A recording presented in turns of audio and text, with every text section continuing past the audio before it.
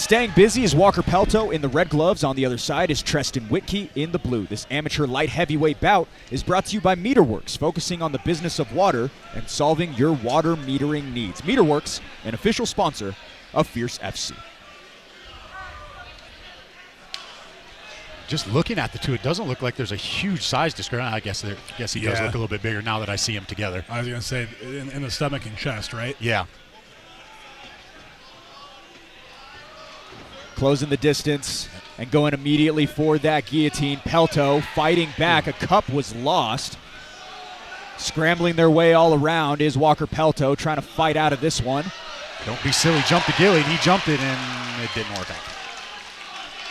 It so often does not. Right into mount by Walter Pelto. Great execution there. Pelto spills Wittke to the canvas. Begins to go through the gears, trying to lock down a little bit of a position. He's doing a good job here staying on the back. He didn't fall off. He's posting out with his hand, saving his position. I like that he's landing shots here and not just going for a submission right at the beginning of the fight. It's better, in my opinion, just get your damage. The choke will present itself. As we've talked about before, Walker Pelto, a state champion wrestler in the state of Idaho, seems to have the edge in that department right now, on top.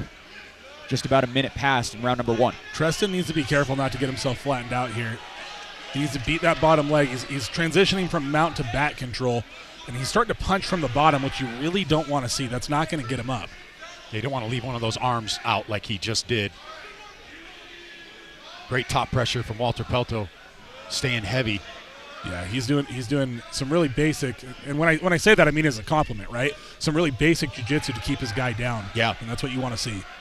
Never confuse the word basic for inadequate. That doesn't mean that. Basic jiu-jitsu is a compliment. Pelto posting a grueling pace at this point, still on top. Couple of vicious blows up top. Yeah, this has been all Walker so far. He is in clear control of this fight. You know, so often when guys miss weight, they end up winning the fight dominantly because they're a little bigger than their opponent. Walker said, I don't care. He said, I do not care. I'm going to take you down. I'm going to smother you. No, and that is literally what they said to Zach. That exactly, that they plan to go in there, wrestle, and he thought that his skill set was better than his, and that's why they ended up taking the fight. Seems to be rendering solid results right now. You know, you got to question if you're the other guy. You've missed weight by an entire weight class. The opponent still says, hey, I'm going to fight you anyway. I don't care. Probably plays into your mindset a little bit. And kind of manhandling him on the ground so far right now. He's landing some big shots from the mount position. 22 seconds to work is Pelto. Tyler's not too close because none of those, maybe one of them snuck through. He was actually doing a really good job of protecting himself there. Tyler does a real good job of keeping these athletes honest. Going from the body to the head. None of these shots are really getting through, though, to be honest with you. Tristan is doing a really good job of protecting himself.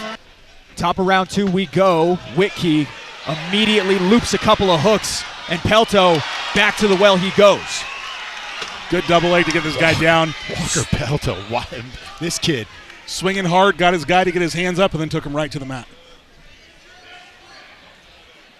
Searching for that guillotine. Now over in the corner of Memento Mori is Walker Pelto. He'll stand back up and punish Wittke for looking to follow him. That was actually very close to him getting up. I think he's looking a little fatigued here, which is understandable. You got a guy on top of you smashing you. But it was actually a very good stand-up. He just didn't have the stamina to finish the move. Pelto grapevining the legs, continuing to widen the gap here, just about a minute through round number two.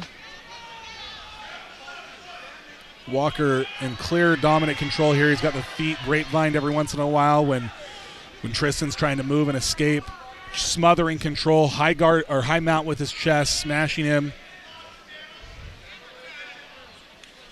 Looks like he might be setting up a head and arm choke here. He tried for that late into that first round too, and Tristan was privy of it. He's aware it's there. There it is again.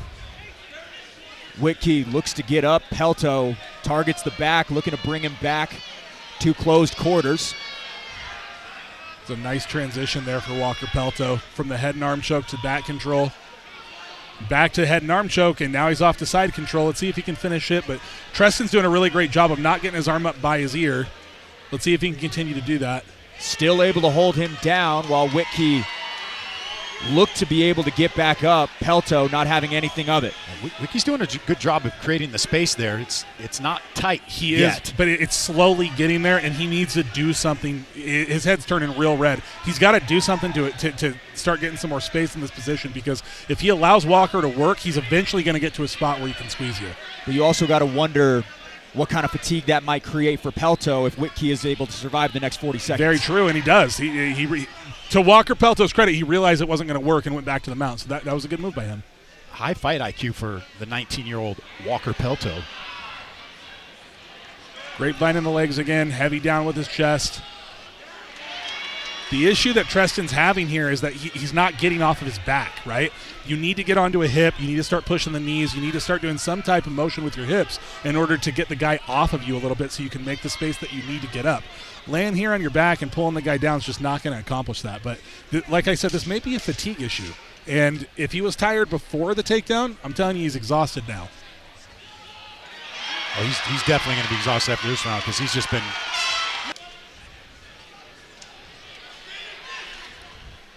I'm interested to see what Walker's game plan is here. You know, I'm always tempted, if it's not broke, don't fix it. Quick spinning attack from Pelto. Andrew, I know you like that. And there goes the cup again. You know I love those spinning karate attacks. I think that Trestan's shorts actually ripped in the back, and I think that's why they're falling out. He's pretty gassed, too. He's like, I'm going to take a little breather here and put the cup back in. Yeah, if I was him, I would have taken a little bit longer, to be honest with you. Second time that cup has come out. One time in round 1, one time in round 3. Successful leg kick for Wittke. Pelto answers back. Yeah, Pelto just comes in with the flurry. He could end up finishing Wittke, and this could be the beginning of the end right here. Back down again. Wittke evades to his back. Pelto looking to get his head out of the sand trap, able to do so. Yeah, I don't think it's a matter of who's going to win this fight now. At this point, we haven't seen much from Trestan in his ability to stand up or stave off these attacks. What I'm now interested in is Walker Pelto has controlled his guy for 3 rounds. He's got 2 minutes left on the clock, and he's on top. Can he get the finish? We shouldn't count anybody out because, as we know, it's MMA. Anything can happen. We saw that in the Nate Ayers fight. There's the cup again.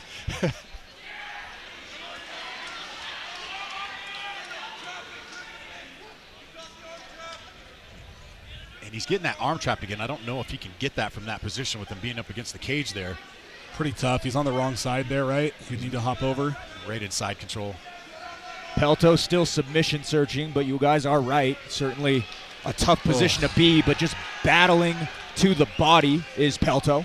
With a guy that's already exhausted, right? And then you're drilling him in the gas tank. Oh, those are hard shots, too. He's trying to end this fight right now. I think he was listening to you, Andrew. That's what you want to see, right? You want to see finishes. Really impressed with when he has that top pressure. He's making sure he's getting those elbows above the shoulder line of Trestan. Is Walker Pelto. Very high fight IQ. Yeah, Walker is no longer grapevining the legs. He's now moved his entire mount up high. I think we're about to see some big shots come out. And here they are. Yep. Now seem to be infiltrating through the guard.